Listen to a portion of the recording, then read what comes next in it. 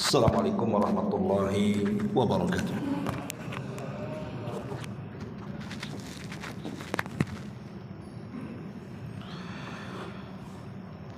Alhamdulillah.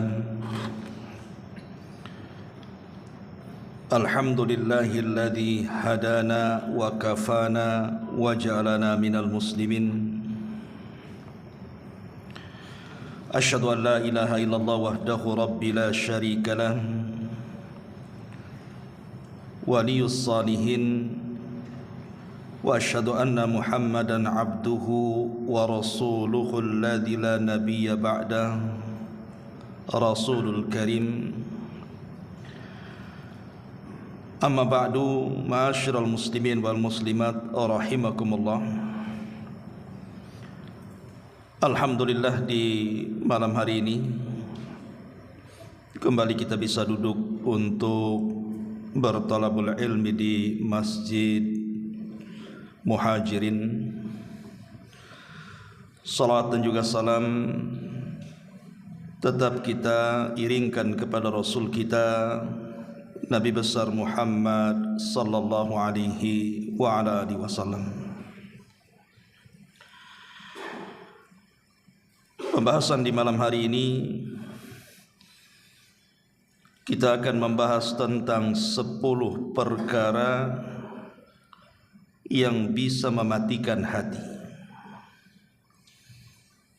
Dengan sebab matinya hati maka terhalanglah doa-doa yang kita panjatkan kepada Allah Jalla fi'ula. 10 perkara ini diambil dari perkataan seorang ulama tabi'in yang sangat mulia, Ibrahim ibnu Adham rahimahullahu ta'ala.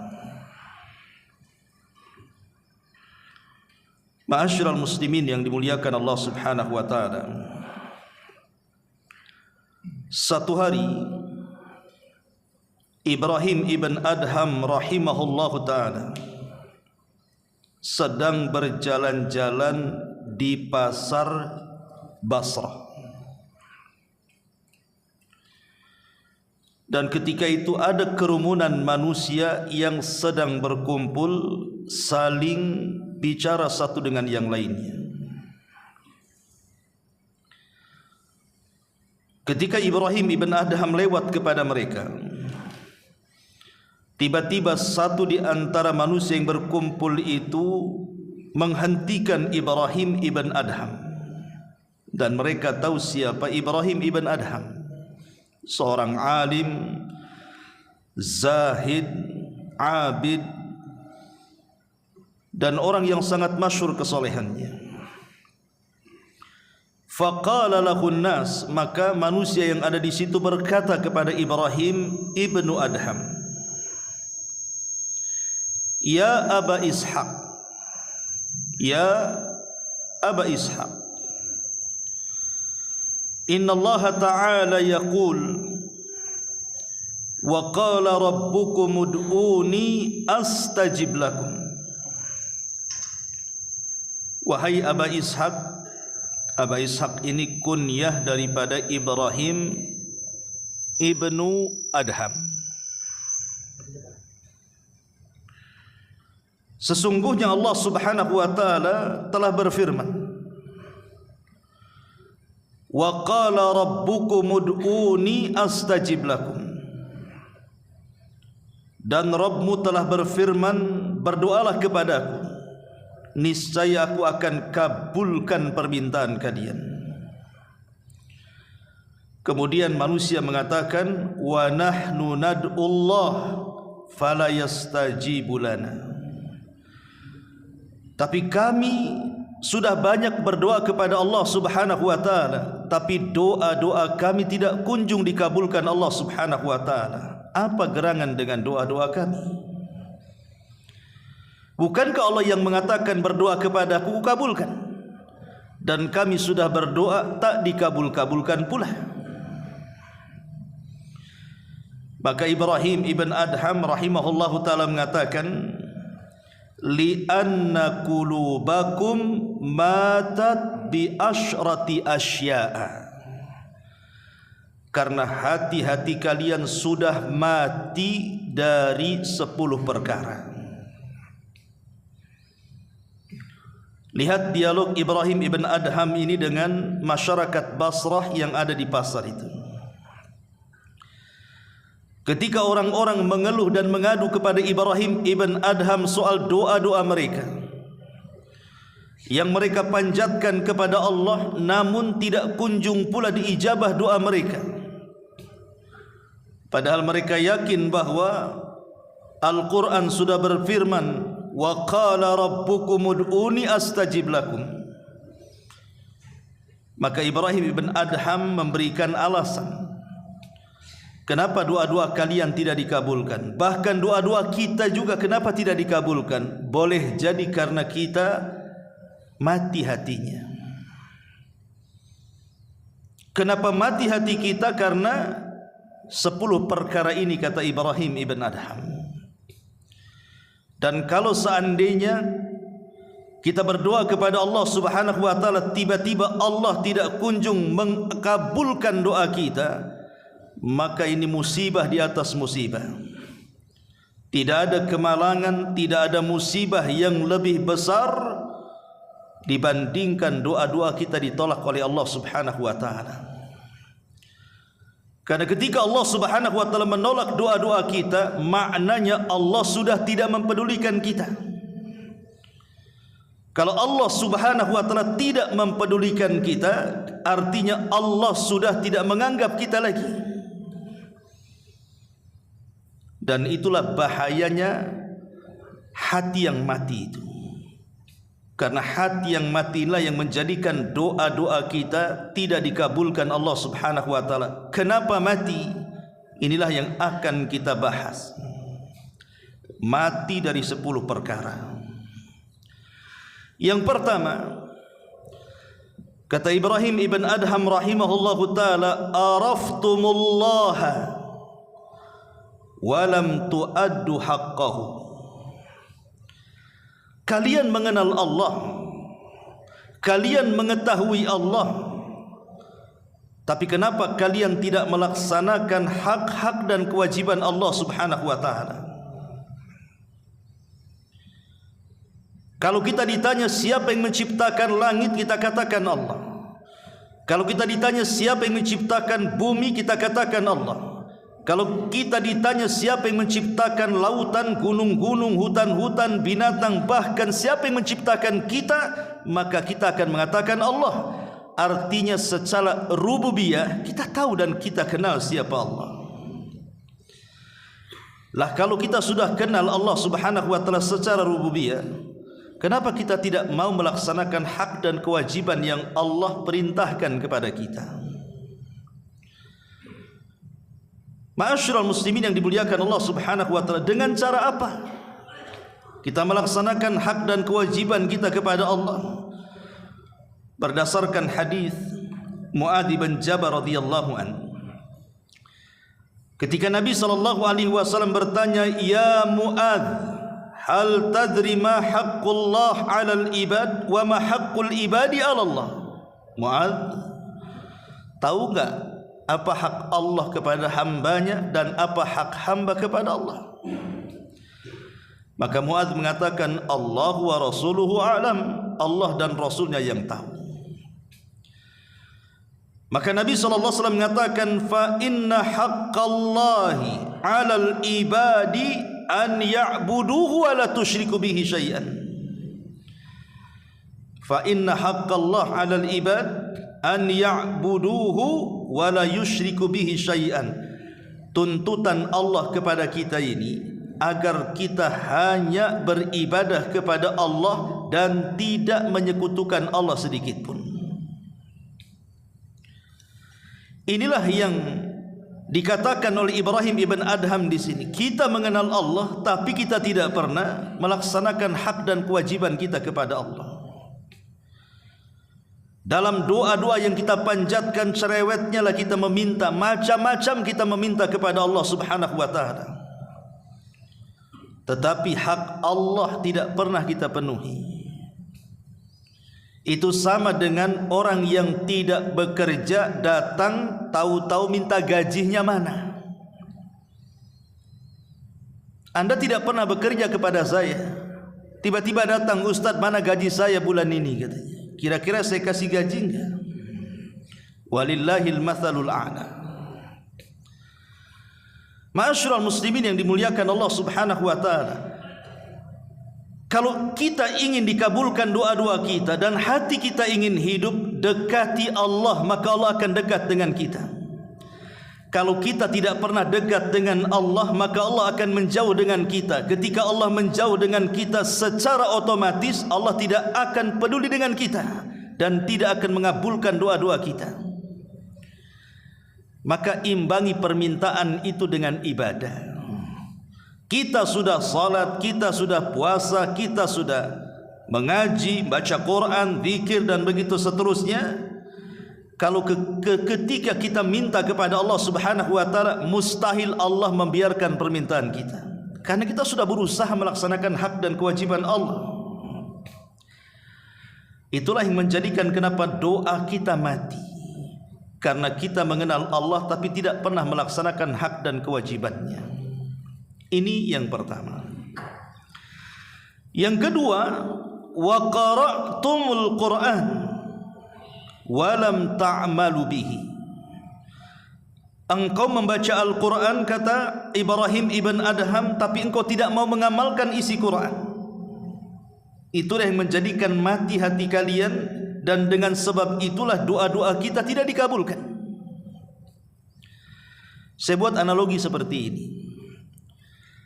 Kalau saya punya perusahaan besar, anggaplah saya bosnya. Kemudian saya berniat safar ke luar negeri. Kemudian saya mewakilkan perusahaan kepada Anda. Kemudian saya katakan kepada Anda, peganglah perusahaan saya. Nanti tugas-tugas yang harus kamu kerjakan, nanti saya akan kirim surat dari luar negeri, laksanakan dan jangan selisih. Nanti ku bayar sekian dan sekian.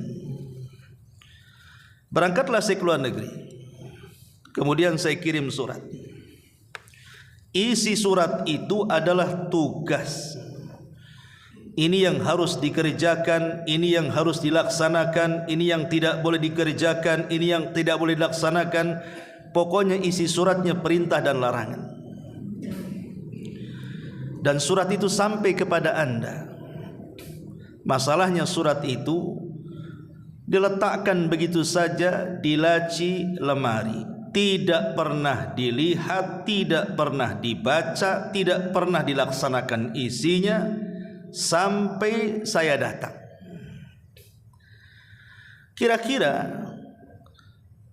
marah enggak saya itu? Ya pasti marah kan begitu.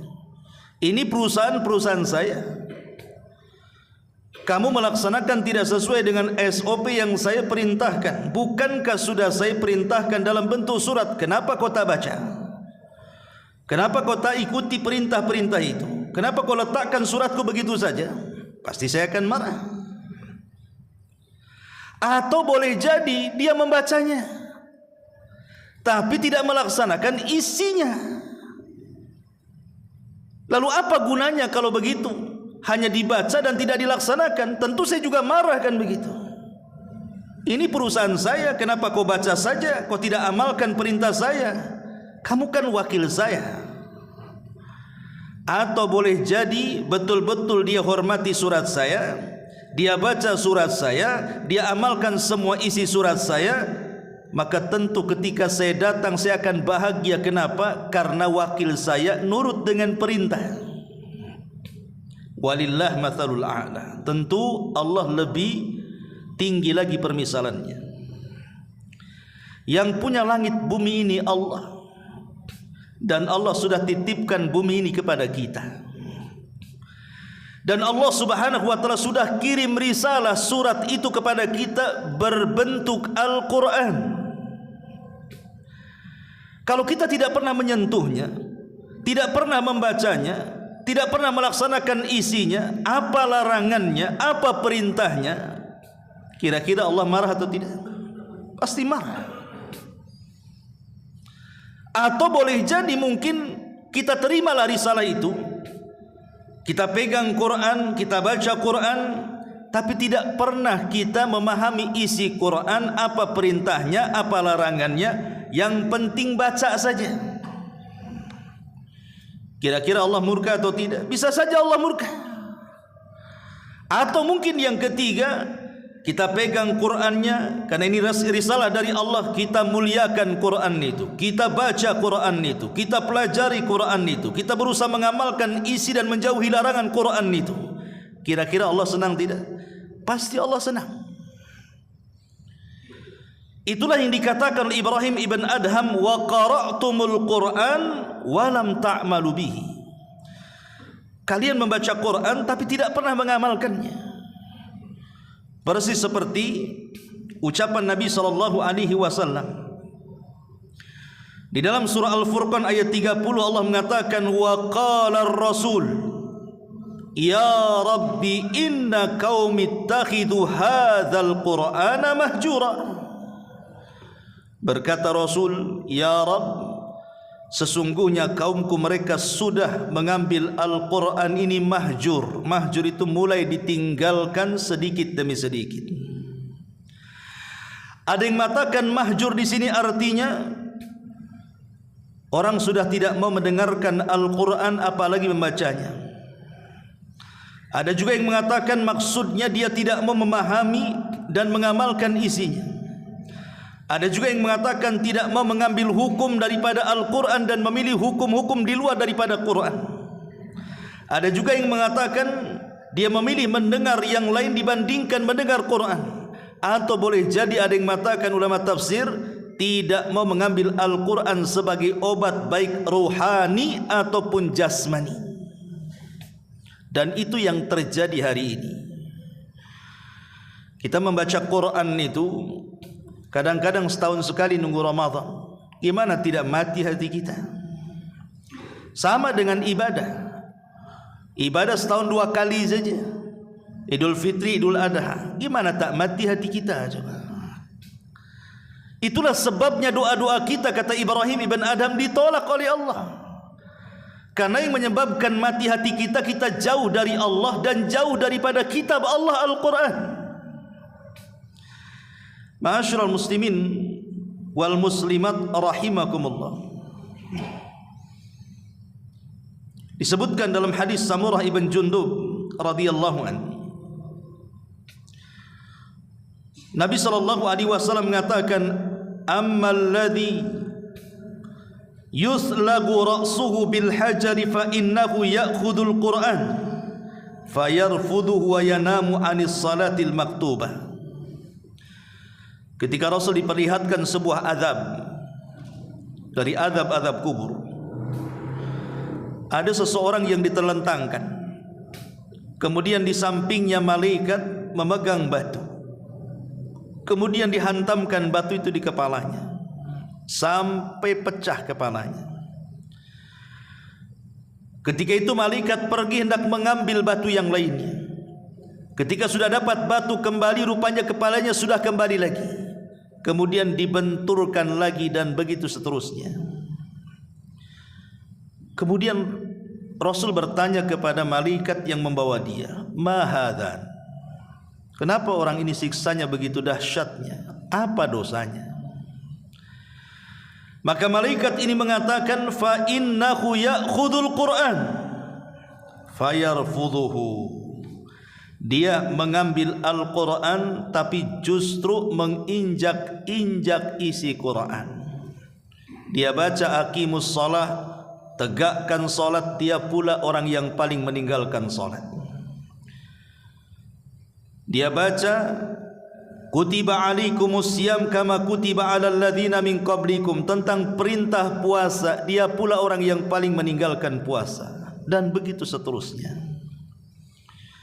Ini yang kedua. Yang ketiga, kata Ibrahim ibn Adham, wa za'amtum annakum ummata nabiyikum wa taraktum sunnatahu. Engkau menyangka engkau ini bagian daripada umat Nabi kalian Muhammad sallallahu alaihi wasallam, tapi kenyataannya kalian meninggalkan sunnahnya. Orang Islam ini kalau ditanya siapa nabinya, pasti lantang dia mengatakan Muhammad nabiku. Karena ucapan raditu billahi rabba wa bil islami dina wa bi Muhammadan nabiyya wa rasula itu sudah diajarkan di anak-anak TK. Jadi kalau dikatakan nabimu Yesus, nabimu Isa, enggak terima. Itu nabinya orang Nasrani katanya. Nabi kita Muhammad. Kita mengaku sebagai umat Muhammad, tetapi banyak orang yang mengaku umat Muhammad sallallahu alaihi wasallam tapi tidak pernah kenal sunnahnya. Yang lebih parah lagi, dia campakkan sunnahnya. Yang lebih parah lagi, dia ingkari pula tu sunnahnya. Sampai ada kelompok yang disebut dengan ingkarus sunnah, tidak mau menerima sunnah. Mereka mengatakan Nabi itu sama dengan kita manusia. Ucapannya bisa salah, bisa benar. Yang benar itu hanya Quran, yang otentik itu hanya Quran, yang tidak ada salahnya pasti benar itu Quran, katanya. Buktinya ada hadis yang maudhu, ada hadis yang lemah, ada hadis yang masih diteliti. Ya, karena itu ucapan Muhammad. Dengan logika-logikanya, dengan falsafat-falsafatnya, ujung-ujungnya dia mengatakan tak perlu mengambil sunnah, cukup Quran saja. Kita katakan betul, Nabi itu manusia sama dengan kita. Siapa yang mengingkari Nabi manusia? Tidak ada. Nabi itu manusia. Dia bukan malaikat, bukan jin, bukan setan. Dia manusia. Secara unsur biologis dia sama dengan kita. Dia ada dagingnya, dia ada tulangnya, dia ada darahnya, dia ada uratnya. Dia bisa sedih, dia bisa menangis, dia bisa bahagia, dia sama dengan kita. Tetapi yang harus dipahami, walaupun Rasul itu manusia, tetapi al-bashar la kal-bashar. Dia manusia tapi bukan seperti manusia yang lainnya. Betul dia manusia, tapi berbeda dibandingkan manusia-manusia yang lainnya. Karena Allah sudah memilih dia. Dan kenapa Allah tidak memilih kita? Karena dia beda dari kita. Makanya Allah pilih dia. Bahkan Allah jadikan model dalam Al-Quran, laqad kana lakum fi rasulillahi uswatun hasanah. Sungguh telah ada pada jati diri Nabi suri toladan yang indah. Allah jadikan dia model bagi seluruh umat manusia dengan keluhuran akhlaknya, sehingga Allah mengatakan wa innaka la'ala khuluqin azim. Engkau di atas akhlak yang paling baik wahai Muhammad. Jadi dia memang bashar, tetapi la kal bashar, berbeda dengan bashar yang lainnya, berbeda dengan manusia yang lainnya. Allah jadikan dia orang pilihan. Dia memiliki keutamaan dan nilai kualitas yang tidak dimiliki manusia yang lainnya. Dan ucapannya adalah wahyu, wa ma yantiqu anil hawa in huwa illa wahyun yuha. Muhammad itu tidak pernah mengucap dengan hawa nafsunya. Yang diucapkan itu wahyu yang diwahyukan kepadanya. Dan Rasul mengatakan inni utitul kitaba wa mislahu ma'a. Aku diberikan Al-Quran dan yang semisalnya, maksudnya sunnah. Jadi Quran dan sunnah itu bagian dari kalam Allah. Cuman yang membedakan, kalau Quran itu lafaz dan maknanya dari Allah, kalau sunnah itu makna dari Allah dan lafaznya dari Nabi sallallahu alaihi wasallam. Itu saja yang membedakan, dua-duanya datang dari Allah. Ma'asyiral muslimin yang dimuliakan Allah azza wa jalla. Jadi kalau mengaku umat Rasul, bukan hanya pegang Quran, pegang juga sunnahnya. Pegang juga sunnahnya, jangan diingkari sunnah itu. Ketika seseorang mengingkari sunnah, maka selamanya dia tidak mungkin melaksanakan Quran. Karena Quran itu banyak perintah-perintah yang sifatnya global, kemudian dirinci dengan sunnah. Allah mengatakan aqimus shalah, laksanakan salat. Cemana takbiratul ihramnya? Apa bacaan berdirinya? Macam mana pula rukunya? Itu Quran tidak menjelaskan. Sunnah datang menjelaskan, mulai takbir sampai salam. Al-Quran yang menjelaskan wa atuz zakah, laksanakan zakat. Tapi yang menentukan haulnya, nisabnya, kambing sekian, emas sekian, pertanian sekian, ada di Quran? Tidak ada. Maka orang yang mengingkari sunnah selamanya tidak mampu akan melaksanakan Quran itu. Maka kalau kita mengaku umat Rasul, ikuti sunnahnya, baik sunnah ucapan, perbuatan ataupun penetapan Nabi SAW. Karena kalau kita meninggalkan sunnah dalam kehidupan kita, dipastikan mati hatinya dan dipastikan terhalang doa-doanya. Yang ketiga, yang keempat, kata Ibrahim ibn Adham rahimahullahu ta'ala, wa qultum inna syaitana lakum aduun wa wafaktumuhu, katanya, kalian selalu sesumbar setan itu musuh kalian, tapi banyak amalan-amalan setan yang kalian cocoki.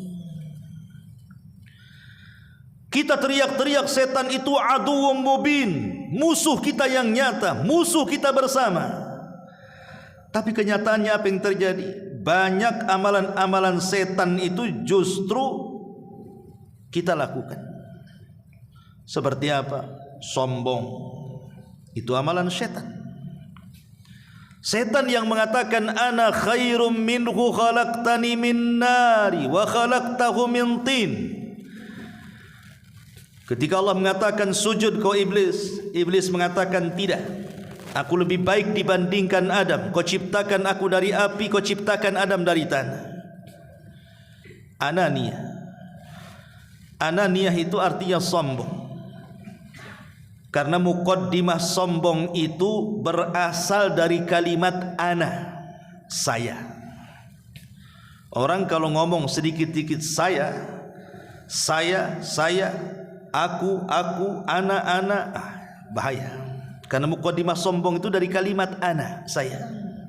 Kalau bukan karena saya, ini semua karena saya, itu semua perbuatan saya, macam-macam. Ini kalau sudah mulai kalimat saya muncul, itulah muqaddimah sombong. Karena iblis sombong itu dimulai dari kalimat ana khairun minhu, saya lebih baik dibandingkan dia. Maka jauhi kalimat ana. Masyarul muslimin yang dimuliakan Allah Subhanahu wa taala, apa lagi? Taghayyur khalqillah, merubah-rubah ciptaan Allah Subhanahu wa taala.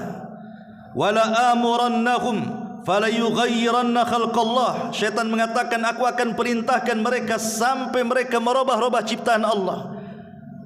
Lihat orang-orang yang KTP mereka Islam, tapi badan mereka penuh dengan tato. Wanita-wanita Islam masih banyak yang mencukur-cukur bulu halis. Wanita-wanita Islam banyak kemudian yang menyambung-nyambung rambut kepala, mengikir gigi dan begitu seterusnya. Itu semua perbuatan setan. Ngaku setan musuhnya, tapi perbuatan setan dicocoki dia pula. Termasuk tabdzir, israf, membelanjakan harta kepada yang diharamkan atau membelanjakan harta ke yang halal tapi berlebihan. Itu semua perbuatan setan. Dan puncaknya adalah kesyirikan. Sihir, dunia perdukunan, pomo, orang yang datang ke dukun percaya dengan tangkal, percaya dengan bualan bah dukun dan begitu seterusnya. Lah itu semua adalah khutuwati syaitan. Lah kalau kalian memang mengakui syaitan itu musuh kita, maka janganlah mencocoki perbuatan setan. Karena mencocoki perbuatan setan itu mematikan hati yang akhirnya menghalangi doa-doa kita, kata Ibrahim ibn Adham rahimahullahu ta'ala. Kemudian kata Ibrahim ibn Adham rahimahullahu ta'ala yang kelima, wa qultum annakum mushtaquna ilal jannati walam ta'malu laha. Kalian sesumbar kalian ini rindu ingin masuk surga, tapi kalian tidak pernah mencari jalan menuju surga. Kau ditanya, pengen masuk surga? Semua pengen masuk surga. Sak jahat-jahatnya orang jahat, sak preman-premannya orang preman, kalau ditawari surga pasti mau. Mau masuk surga bang? Maulah, kan begitu. Masa tak mau masuk surga? Gila aku, katanya. Semua pengen masuk surga, tapi masalahnya ada seorang penyair namanya Abu Al-Atahiyah. Apa kata Abu Al-Atahiyah, seorang penyair?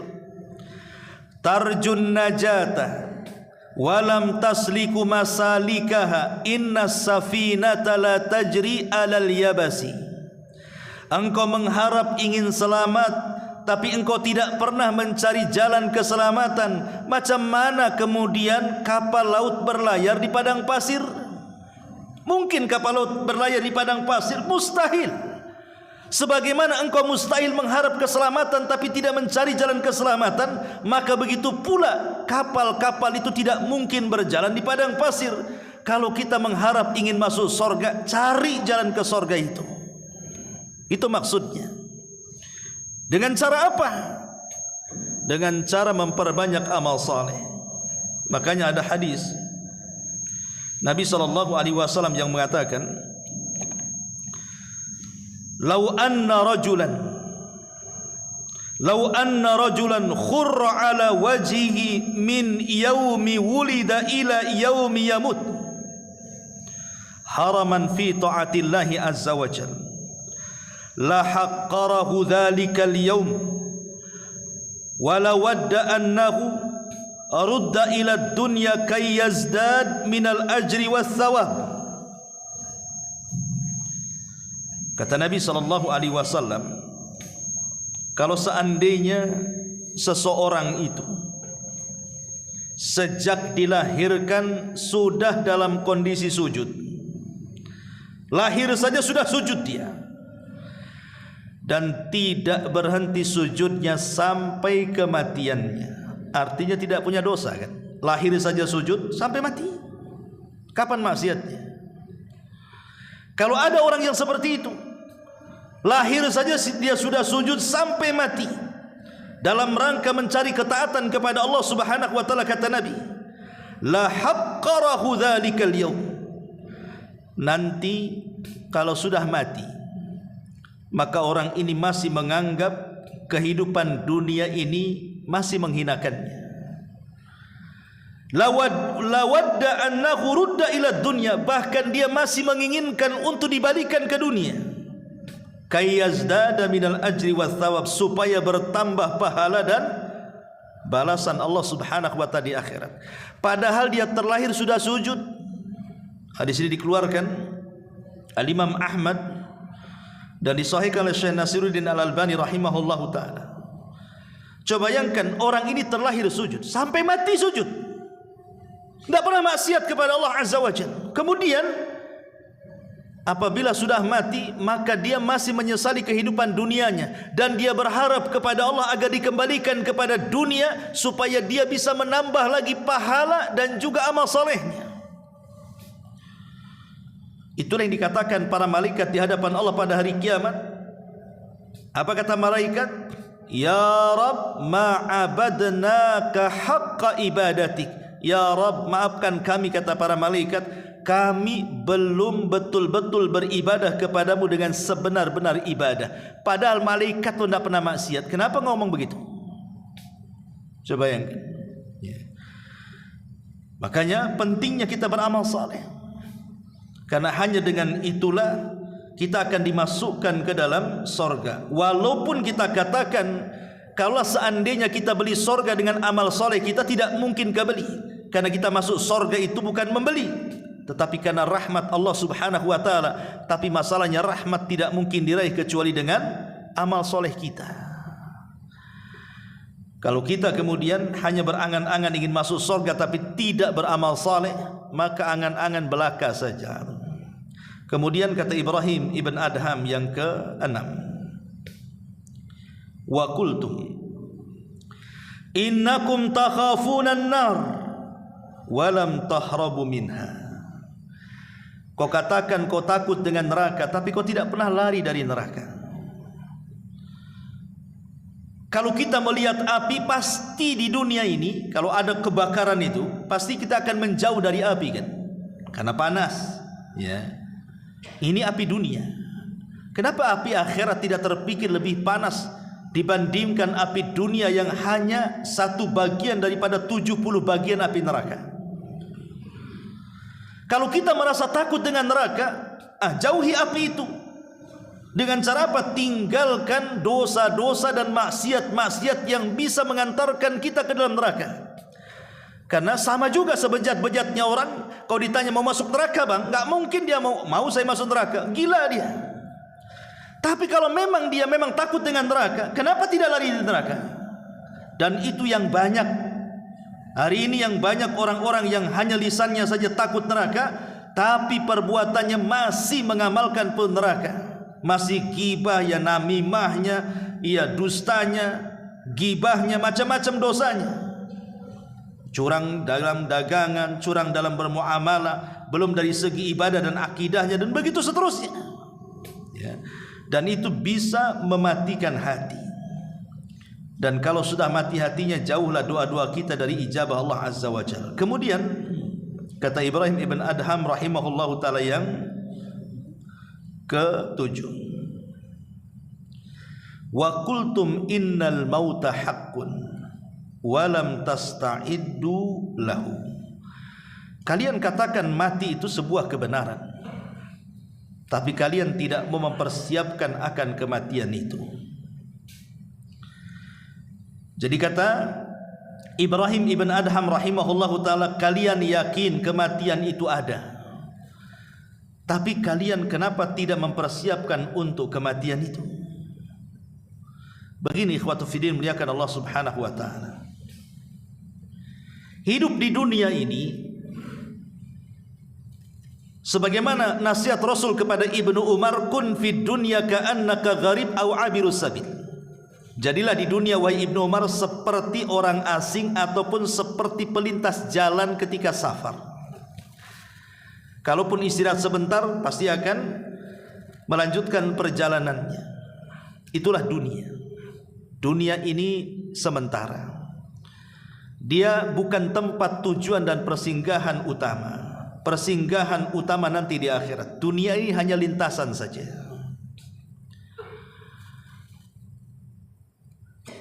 Dahulu di zaman Nabi, orang-orang Yaman, mereka ingin haji ke Mekah, tapi modal nekat, tidak mau bawa bekal. Mereka mengatakan, bekal kami Allah yang tanggung, katanya. Akhirnya berangkat mereka. Di perjalanan barulah mereka susahnya hidup di perjalanan, tidak ada makanan, tidak ada minuman. Akhirnya sebagian mereka ada yang mati kelaparan. Sampailah berita ini kepada Nabi. Maka ketika sampai berita ini kepada Nabi, turun ayat, wa tazawwadu fa inna khaira zadit taqwa. Berbekalah kalian. Penting bekal itu. Ya betul, sebaik-baik bekal takwa. Tapi bekal juga perlu. Jadi Nabi SAW kemudian turun ayat ini. Nggak boleh safar seperti itu. Safar tanpa bekal itu loh, nggak boleh. Itu nekat namanya.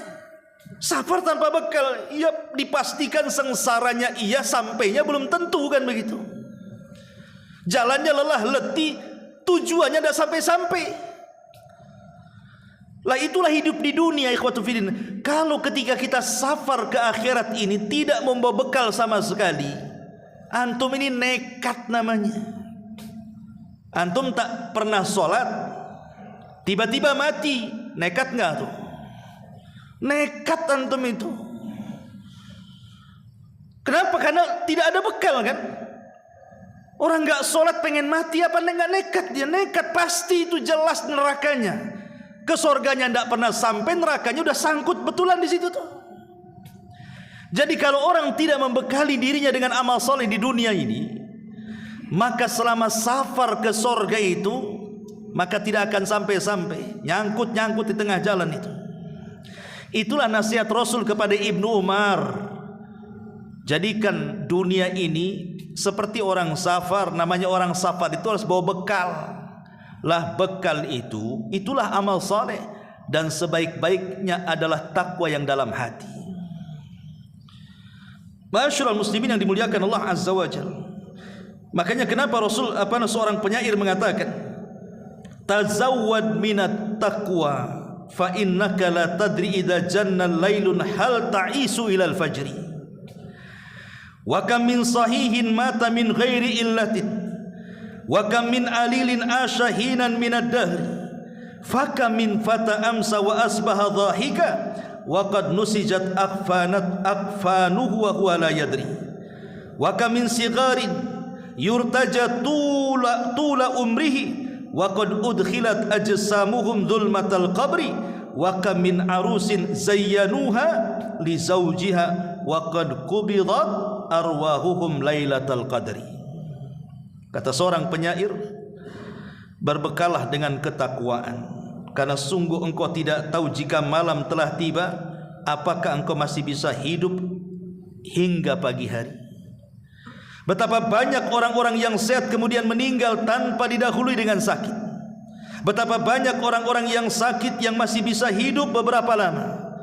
Berapa banyak para pemuda yang tertawa di pagi hari dan petang hari, padahal kafan mereka sedang ditenun dalam keadaan mereka tidak sadar. Betapa banyak anak-anak diharapkan panjang umurnya, padahal tubuh mereka telah dimasukkan ke dalam gelapnya kuburan. Betapa banyak mempelai wanita yang dirias untuk dipersembahkan kepada suaminya, padahal ruh mereka telah dicabut tatkala di malam Lailatul Qadar. Lihat, ya. Syair ini menunjukkan bahwa kematian itu loh datangnya tanpa pemberitahuan, dan kematian itu juga datangnya sebuah kepastian, dan kematian itu juga bukan akhir dari sebuah perjalanan. Itu sudah pasti. Makanya kenapa di sini dikatakan betapa banyak para pemuda yang tertawa di pagi dan petang hari, padahal kafan mereka sedang ditenun dalam keadaan mereka tidak sadar. Kita lihat orang-orang yang mati mendadak kan hari ini banyak, ikhwan. Di zaman Rasul mungkin ya sering saya katakan orang mati mendadak jarang. Atau di zaman orang-orang tua-tua dulu mungkin jarang kan begitu. Tapi hari ini orang mati mendadak itu banyak. Karena lalu lintas di jalan itu yang setiap hari kita saksikan, ada orang yang nabrak, ada orang yang ketabrak. Ada saja orang mati itu. Makanya kenapa di sini Ibrahim bin Adham mengatakan, kalian sudah tahu kematian itu kebenaran, kenapa tidak disiapkan? Maka siapkanlah kematian dengan ketakwaan kita kepada Allah. Jangan sampai mati hati kita gara-gara tidak mempersiapkan bekal safar kita ke akhirat. Kemudian kata Ibrahim ibn Adham yang ke-8, washtaghaltum bi uyubin nas wa taraktum uyubakum. Kalian sibuk mengurus aib-aib orang, tapi kalian tidak pernah sibuk melihat aib sendiri. Abu Hurairah radhiyallahu anhu, beliau mengatakan, yubsiru ahadukum al-qudhata fi a'yuni akhi wa yunsil al-jadla fi aini nafsihi.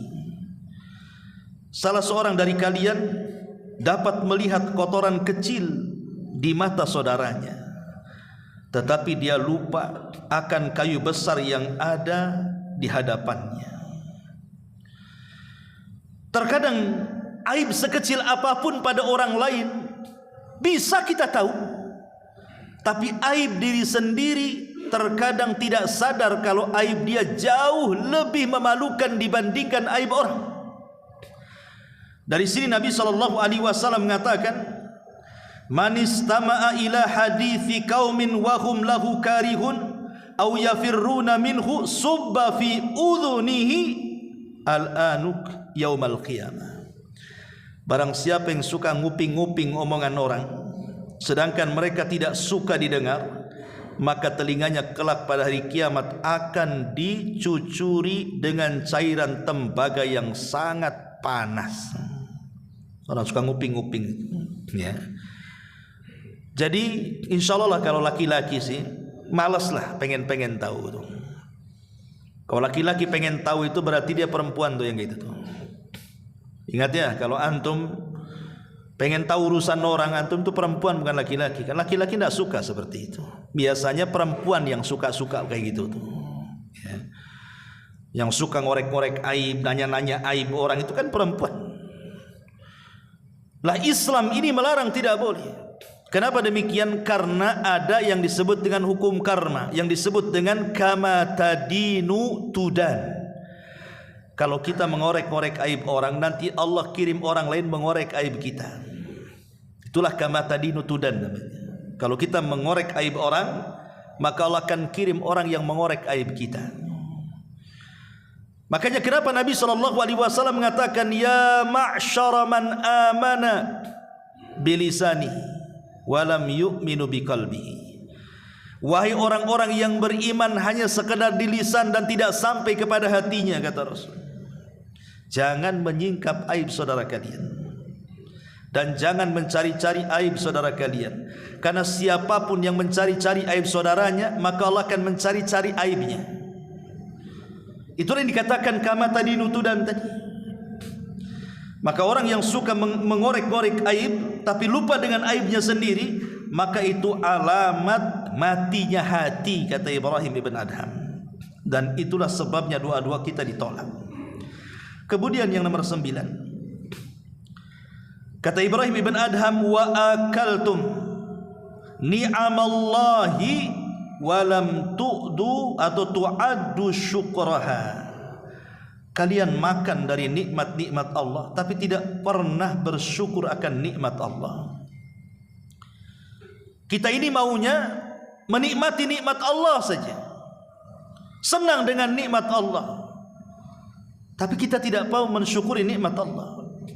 Subhanallah, nikmat Allah ikhwan itu tidak pernah lepas dari badan kita.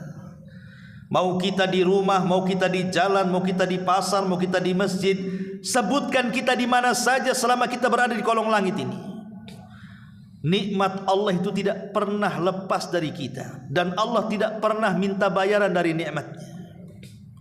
Ada Allah memajaki matahari, pajaknya sekian, PPN-nya gitu, ya, 12%, enggak kan? Masyarul muslimin yang dimuliakan Allah Azza wa Jalla, enggak ada. Allah kasih pajak tuh enggak ada. Kenapa? Bayangkan Allah berikan gratis loh kepada kita. Oksigen yang kita hirup itu gratis itu. Mata kita bisa melihat, telinga kita bisa mendengar, lisan kita bicara, kemudian akal kita berfungsi.